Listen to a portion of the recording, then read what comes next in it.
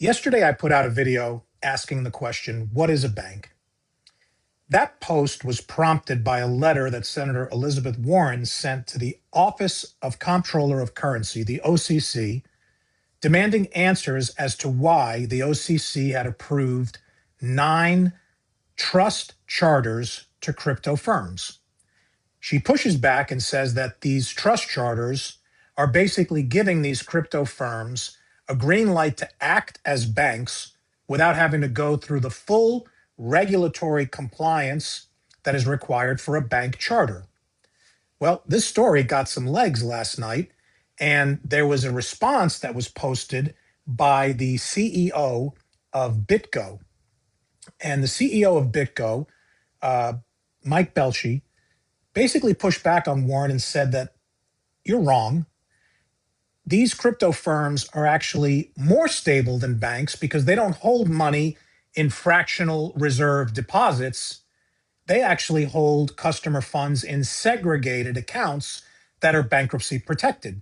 For those of you who don't know, when a bank holds your money in a fractional reserve model, they lend out your money and they don't actually have it on hand when you want it back. That's why there has to be FDIC insurance. Well, Mike Belshi from BitGo pushes back on Elizabeth Warren and says, number one, we need to redefine the definition of a bank because you're calling us crypto banks, and that's really kind of a vague thing to call us because we're not engaged in traditional banking. So there's one debate.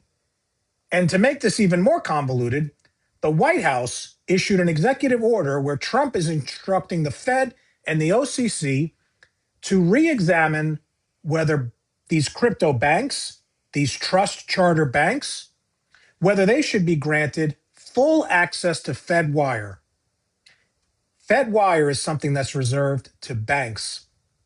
The notion of crypto banks, as Elizabeth Warren calls them, getting access to FedWire is completely turning the financial system on its head and as we know it, which is why I begged that question yesterday. What is a bank? Because one thing that digital assets is doing is it's causing us to have to revisit how we think about banks. And that's something we haven't had to do for well over 100 years.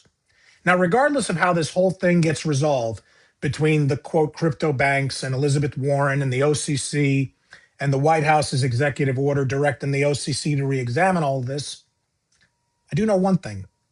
You don't have to wait for that to get hashed out.